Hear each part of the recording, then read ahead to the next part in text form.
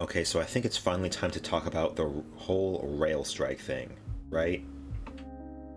So, this guy, Brooklyn Dad, seems like a very libbed up shouty. He's always on here defending the Democratic Party, and which is like mostly okay, but not when he tweets shit like this. Yesterday there was going to be a devastating rail strike that would have wrecked the economy, but Dark Brandon handled that shit and averted the crisis because he's not fucking around. Okay, first of all, he didn't like exactly avert the crisis quite yet, right? Because the strikers did not get what they wanted. They got a pay raise, and a bonus, which is nice, sure, but that's not what they were striking for.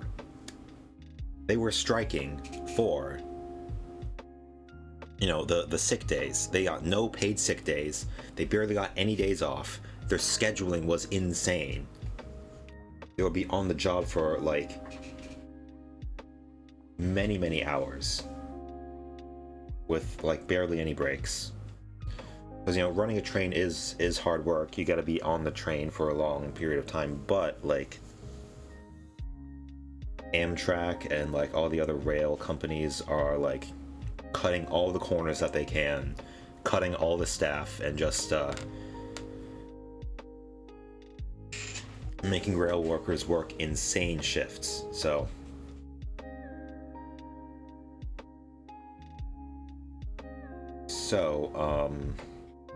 the Democrats did pass something. So yeah, guaranteeing 7 paid sick days to rail workers would cost the rail industry a grand total of $321 million a year, less than 2% of its profits. The rail industry can totally afford it. Rail companies spent $25.5 billion on stock buybacks and dividends this year. That is certainly a lot. Yeah. Yeah, and 7 paid sick days per year. Like, that is the bare minimum that can be done, right? Yeah, and now it's possible that they will actually do a strike. I mean, apparently they did get some... Oh, Paul McCartney was on the train. That's nice. What's CNN's coverage of this? A rail shutdown or strike would disrupt supply chains. A strike means food prices could skyrocket. Many experts are saying would be an economic catastrophe. That could... Yeah, they're saying like a strike would be a catastrophe. Well, that's kind of the point, right? That's kind of the point of doing a strike, is to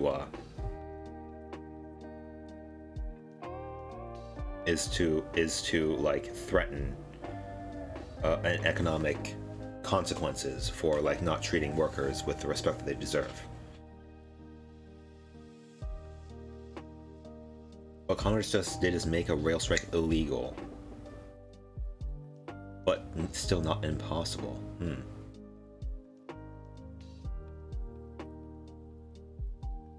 Yeah, it might not happen, but the West Virginia teachers sparked a national strike wave in 2018. I forgot about that. Yeah, just saying, what if rail workers went on strike anyways?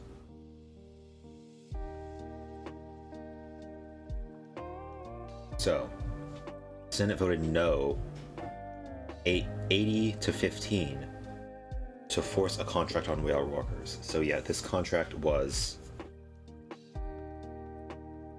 forced. It was like barely negotiated.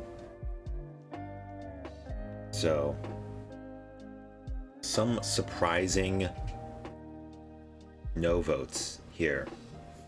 You got the usual, like Sanders, Hickenlooper, Warren,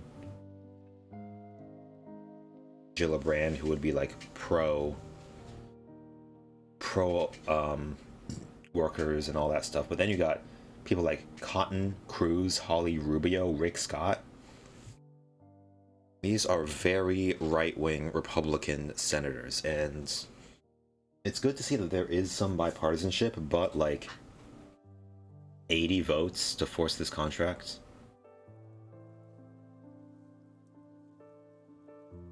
Yeah, and it's without any sick leave.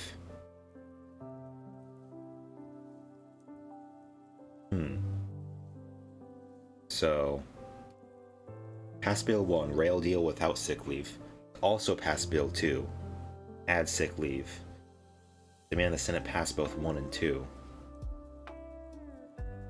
Yeah, so the first bill passed, but the second bill did not. Yeah, you have to do both. Yeah, clearly this is like another political strategy where you say like, oh yeah, well also we just gotta have it in separate bills, right?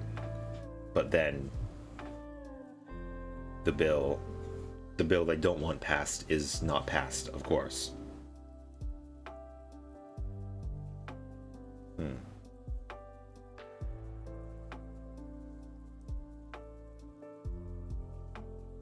Rail workers aren't threatening the economy over paid sick time.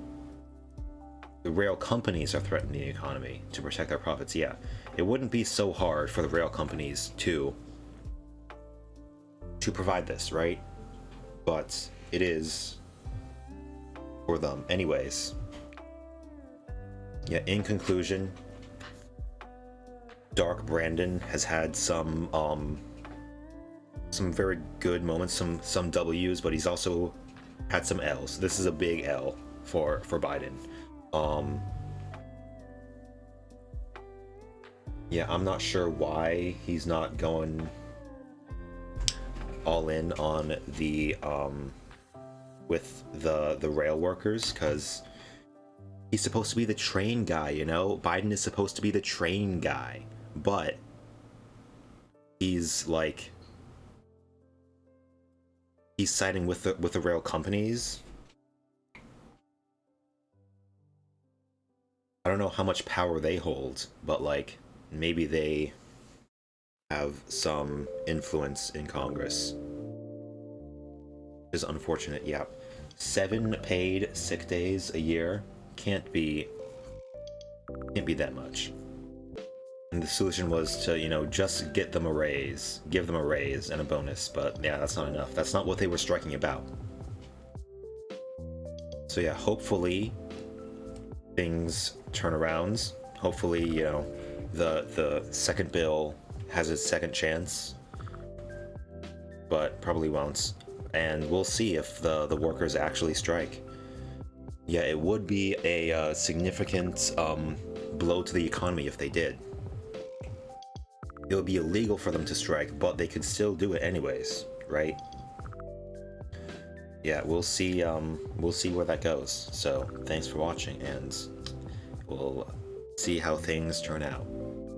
Yeah, you gotta stay positive, okay? Because, well, I know it's difficult to not worry about things, but you know, things have a way of working out, I think. So eventually. So yep, see you later.